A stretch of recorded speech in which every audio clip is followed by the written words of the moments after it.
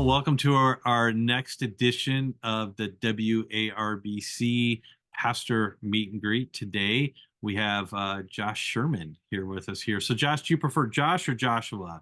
What's your preference there? Yeah, I used to go by Josh. I kind of instinctively go Josh, but I prefer Joshua. Okay. Um, when I yeah, as I got older and became a Christian and realized the meaning or the connection to the Old Testament prophet, I'm like, you know what? I'm going to go with it. So Okay. it's a slow conversion. Yeah.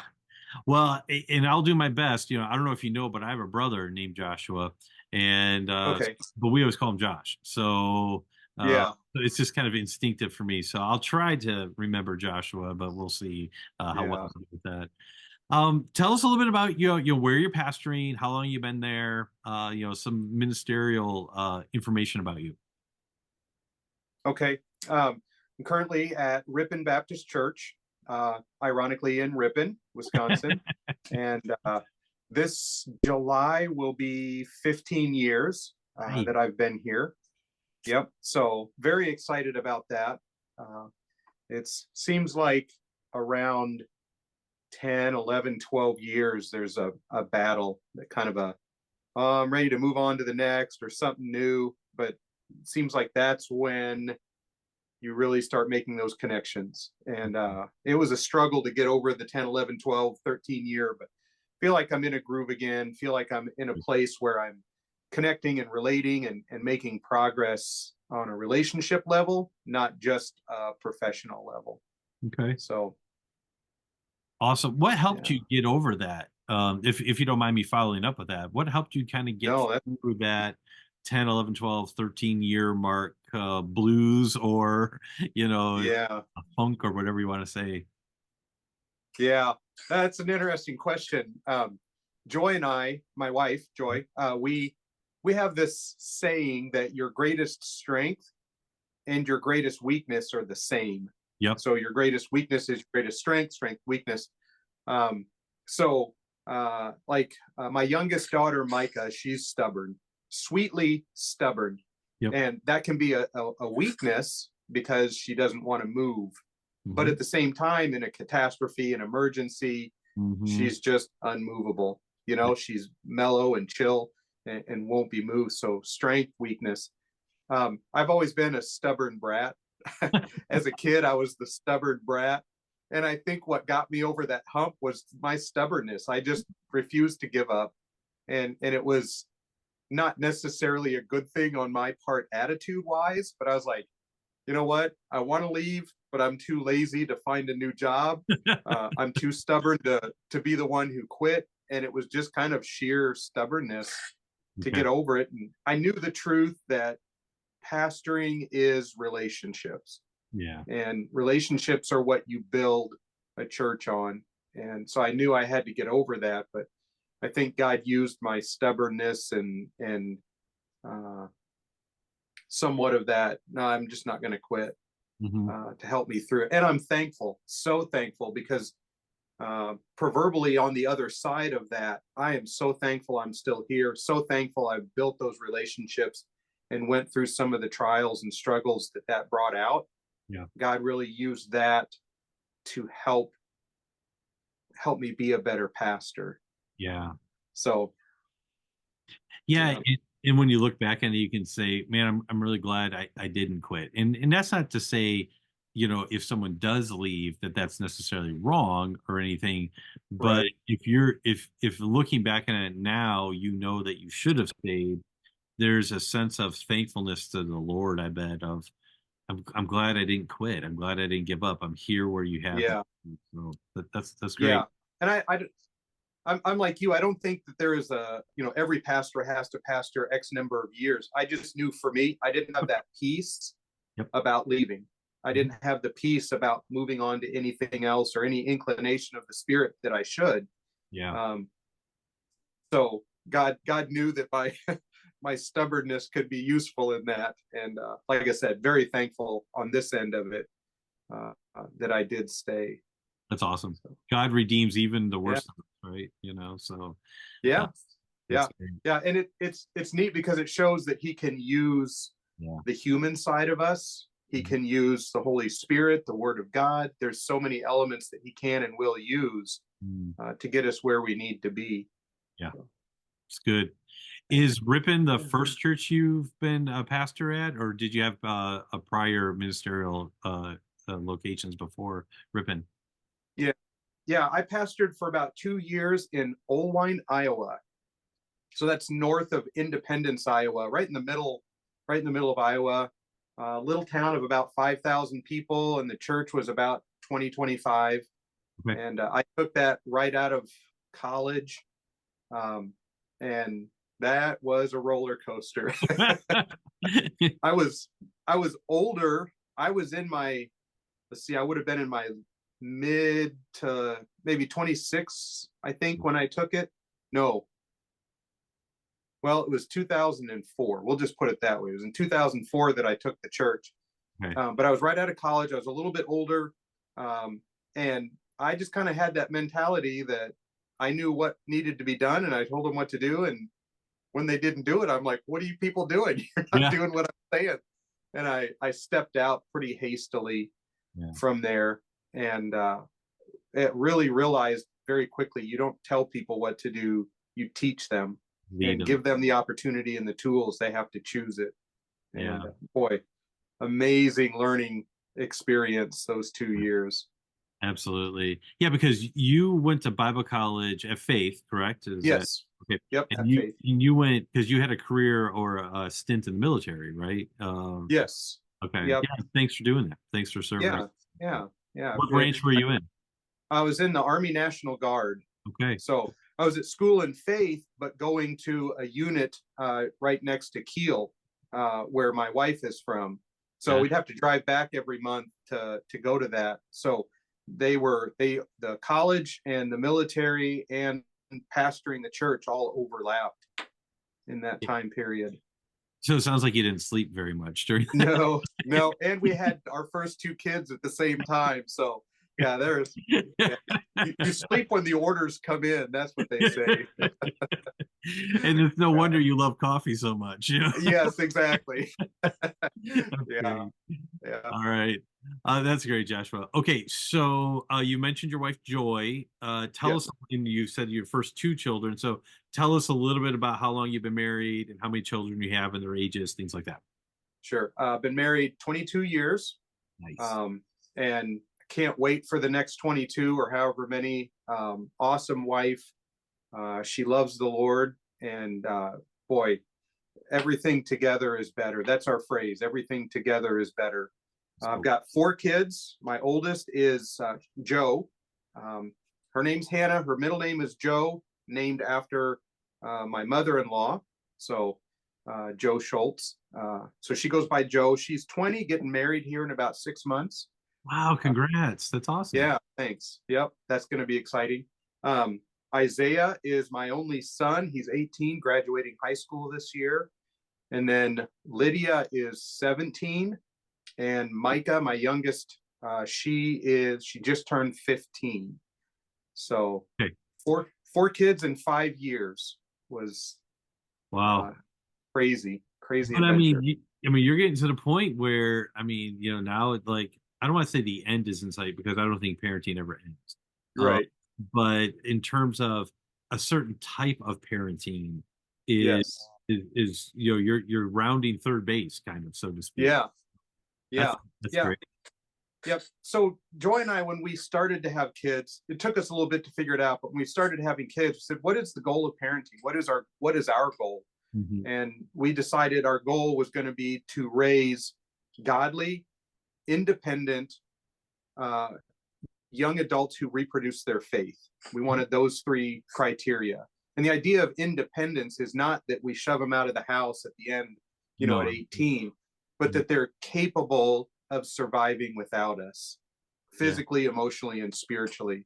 And I really hope that all of our kids do stay close to home, stay near us as a family, that we don't have to travel across the country to visit them. But if that's where they go, we know that the Lord is there. We'll take care of them. But if they end up in the house across the street, man, we'd love that. Yeah. It'd be great. So, yeah. Yeah, so in my family, my wife and I, we've been married. It will be 22 years, I think it is same. But we prayed for kids for 9 years, and so it's Okay. so our oldest will be 13 next week. So all the people my age or whatever like this, they're right where you're at with kids that are now like, hey, they're almost leaving the home or whatever like this. Yeah.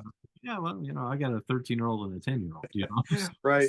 Um, but it Yeah. just kind of makes it, kind of an interesting thing. And so the dynamics then of like when we talk to other parents of, kids in their kids' grades or schools or something like that, we're usually the older ones, so Yeah. kind of a fun thing. But and then we Yeah. have a son named Isaiah as well. So Yeah. so share Yeah. that. That's cool. Good name. It is. Isaiah likes to, because it's a hard name to spell. Most people don't know how to spell it. He Yeah. said his favorite thing is when somebody says, which they always say, how do you spell that? He says it's spelled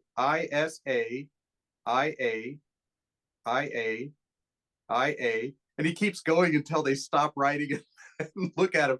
They'll do 2 or 3 IAs before they realize he's pulling their That's chain. great. That's great.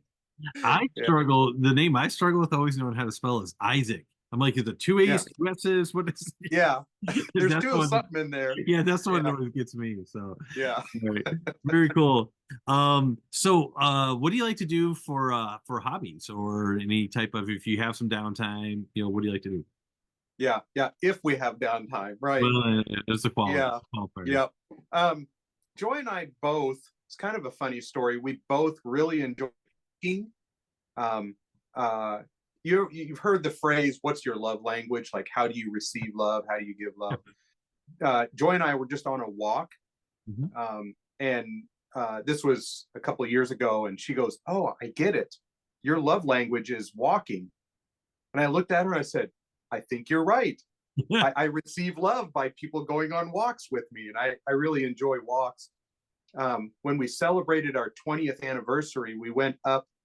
We got like an Airbnb up in the UP. Mhm. Drove up there and just spent 3 days hiking all along Lake Superior, Painted Rocks, all that stuff. And I thought Joy was doing it just sort of as an appeasement. And she goes, "Josh, I love hiking." She goes, "I didn't know it, but I absolutely love hiking." I said, "Hiking is my favorite thing in the world." So we've decided that our new hobby and one of our retirement goals is to do a lot of hiking. Awesome. Uh, so we really, really enjoy that. We go on a lot of walks, we do a lot of hiking. And then in the last couple of years, we've made a transition in our personal lives, trying to take more control over what we eat, Mhm. um, our health and exercise, Mhm. which was intentional. Getting a little older, got to take care of yourself. You can't do the same things. Well, along the way, we discovered we really like the idea of homesteading. you Mm. know not as a job, like self-supporting, but just kind of as a hobby, something to do to support those decisions that we made about Mm. what we eat, how we eat, the exercise, how we spend our time. So it's a dream, a hope, a prayer of ours to maybe move outside of town, on a small plot of land, and sort of learn to live off the land.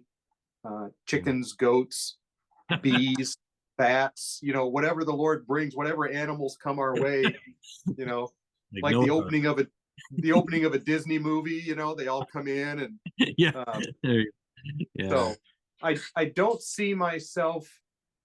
I hope to be here at Ripon for the next 15, 20 years if the Lord allows. I don't see myself leaving and doing something else, but if the Lord would allow us a way to homestead and still pastor, Yeah. we would jump on that opportunity. But it's kind of our retirement goal, hobby, and sort of a hope and dream in there. So outdoors, walking, hiking, exercise, occasional animal here and there. That's that's our So goal. what have you done so far as homesteading? Have you started this at all, like on a small scale, or is this just kind of in the future that you're thinking of? Yeah, we've tried to implement it as much as we can. We live in town. Hmm. We have a little bit larger yard. It's just shy of an acre. but you're in town, you're stuck by the in-town rules, things like that. You can't, can't have a cow in the backyard. So we've tried to source farm fresh eggs. We found somebody who we buy eggs from instead of the store. Yep. We've tried to change the way we cook our food. We buy our own grain that's whole instead of already ground. We grind our own wheat and make our own bread. Everything from that to Joy had this brilliant idea. Instead of buying paper napkins, we bought material from a thrift store, and she makes napkins out of extra material. Oh, yeah, sure. And then, yeah, so we're like, well, it's a good idea. You're exchanging the cost of buying to washing. So we said, well, why don't we start hanging our laundry outside to dry? Sure. So it's just that mindset of how can we get less dependent on, more efficient, more hands-on. So buy thrift store clothes and alter them, and do anything we can to have a little more control over what we eat and where it comes from. So, well, then you can always save the dryer lint if you do use your dryer, make sweaters out of them. So, it's funny. Joy discovered the paper towel rolls that are left over, the little cardboard roll. Yeah, yeah. If you take the dryer lint and shove Fire it starter. in there, yeah, they make fire starters. Yeah, So yeah. My wife does that there's too. no end. Yeah, my wife does it's that a bottomless hole that. Yeah, and that would be the extent of our homesteading ability. I mean, you're just talking from a guy from a city, so that would be the extent of it. So, well, man, this has been really encouraging. Let me let me end with one final question. Is there a resource that's been helpful to you in pastoral ministry that you would like to say, hey, this has been helpful? It could be a book, could be a blog, could be a conference you went to, could be really anything. It doesn't have to be in one category or another, but that you kind of pass on to other pastors.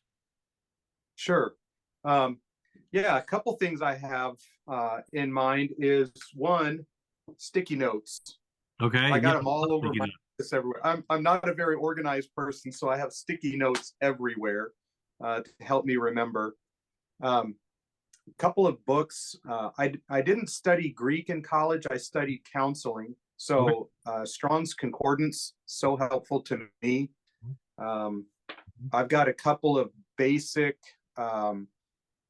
theology books, like Charles Ryrie, Basic Theology, Floyd H. Brockman, his Systematic Theology book.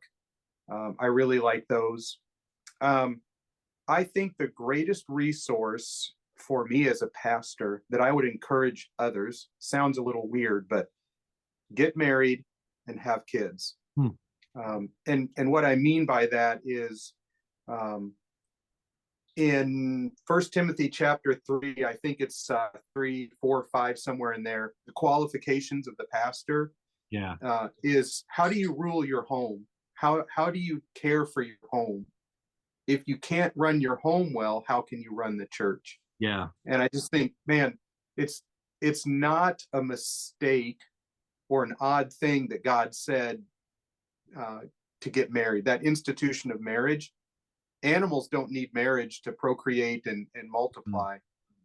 So why would he require mankind to do that? And I think that institution of marriage is essential for our sanctification, our growth. Then you multiply that with Ephesians 5, was it 26, where he says, husbands, love your wives as Christ loves the church. If you want to understand how Christ loves the church, get married and step into that role. And God is our father, and as fathers, how we raise our kids. I just don't know if I could ever pastor a church without being married and having kids. It's been so absolutely essential for me to understand loving the sheep. I learn at home, loving my wife, loving my kids, and all that. I number one resource, your wife and your kids. Wow, that's helpful. I appreciate it. I'll mention this real quick. You mentioned Greek and not taking Greek. There's William Mounts wrote a book called Greek for the Rest of Us, which is just really helpful. Really helpful. I always tell people, and I actually use it as a refresher. I read through it as a refresher, because it's been a long time since I took Greek, and so Yeah. really helpful. So anyone listening, if they're looking to like, hey, I've never taken a Greek class or something, Greek for the rest of us by William Mounts is really helpful. That's good. Yeah. Yeah. Well, man, thank you so much for doing this today. So appreciate it. Blessings on you, and Yeah. look forward to reconnecting again soon. Sure. Yeah. Thank you for doing this too. It's been entertaining and enjoyable getting to know some of the other pastors on a different level. So thank you for your work on it. Oh, it's great. It's great. It's fun. Yep. All right.